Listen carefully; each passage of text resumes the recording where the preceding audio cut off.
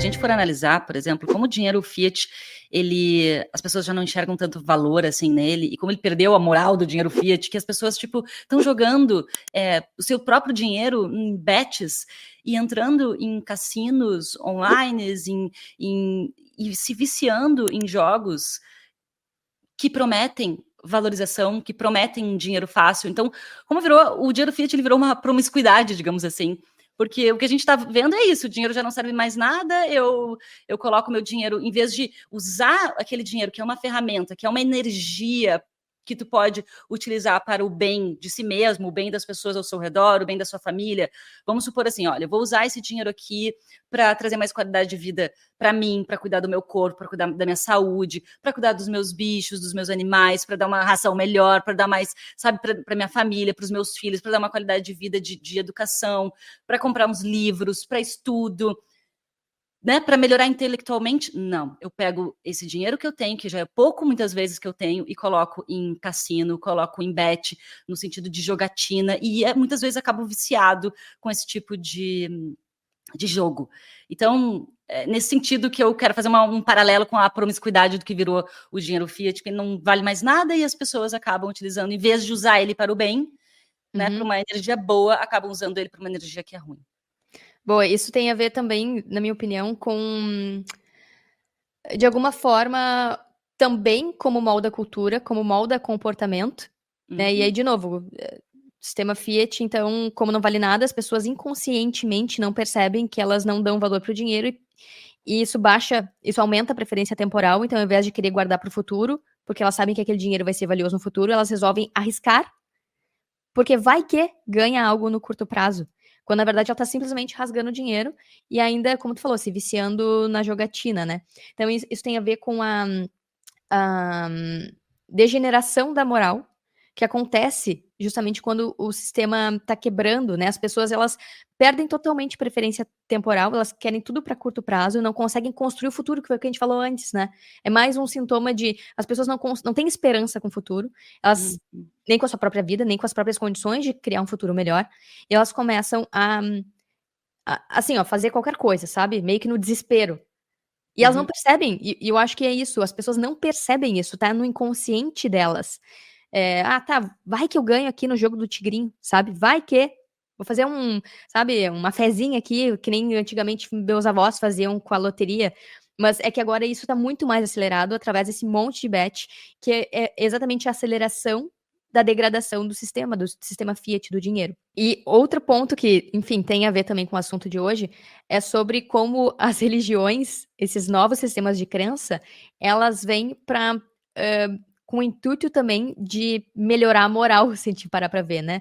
Os 10 mandamentos, os 7 pecados capitais, são códigos morais porque se a gente, enfim, vê esses filmes de época, como tu falou, The Chosen, ou qualquer filme de época religioso, a gente começa a perceber que existia um sistema meio bárbaro, né? As pessoas, sei lá, se matavam, se esquartejavam, não tinham muita noção ou muita civilidade, não sei se eu posso chamar assim, sabe?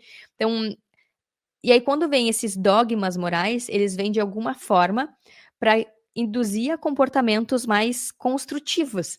Ou seja, tu não vai matar o outro, tu não vai, enfim, pega ali os 10 mandamentos, sabe?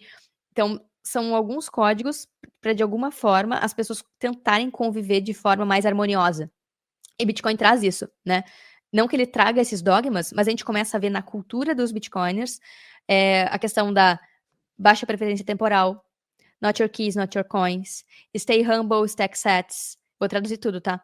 Então, alguns códigos de conduta para ajudar a pessoa a ter um futuro melhor. Ou seja, not your keys, not your coins. Sem suas chaves, sem suas moedas. Faça do custódio. Não dependa de um terceiro, de um banco, de um governo, né? Stay humble, stack sats. Não esfrega na cara do amiguinho que tu tem Bitcoin ou que ele tá ali perdendo grana no sistema Fiat. Ajuda ele.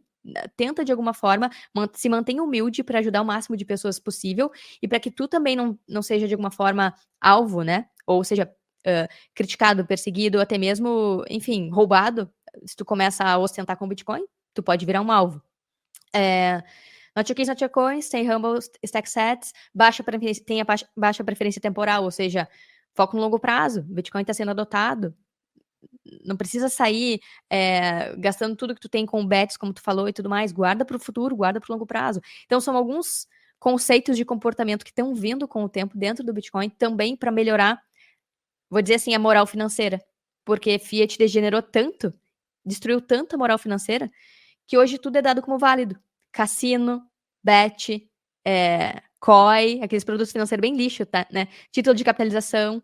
Os próprios bancos, eles não estão focados nos clientes, mas sim em bater metas. Os bancos centrais não estão focados em proteger o poder de compra da população, mas sim em proteger politicamente o partido que está no poder naquele momento e proteger os interesses do governo, do Estado, não das pessoas. Então, olha como existe uma inversão da lógica e não é um sistema feito para as pessoas, é feito para usurpar as pessoas. E Bitcoin inverte isso porque não tem ninguém gerenciando Bitcoin. É uma rede sem dono, é uma rede sem país, é uma rede sem governo, é uma rede sem banco, é uma rede sem intermediário, é uma rede que não é de ninguém. Então as pessoas podem se conectar a ela, fazer parte dela, sem que tenha que prestar contas a ninguém. E isso é muito forte, porque isso dá mais liberdade para as pessoas e liberta desse sistema que drena elas, né? Que de uma forma escraviza financeiramente elas a esse sistema, porque elas são obrigadas, elas não têm escolha. São obrigadas a usar esse sistema. Então, enfim, não sei de onde a gente partiu, para onde vamos, mas no sentido de a moral também me parece estar sendo melhorada através do Bitcoin, porque as pessoas estão se dando conta do que elas faziam antes dentro de Fiat e como que o dinheiro não deveria funcionar. E como que elas sim têm capacidade de lidar com o próprio dinheiro, porque todo o sistema Fiat induziu as pessoas a abrirem mão das próprias capacidades de gerenciar seu próprio patrimônio, seu próprio dinheiro, sua própria riqueza.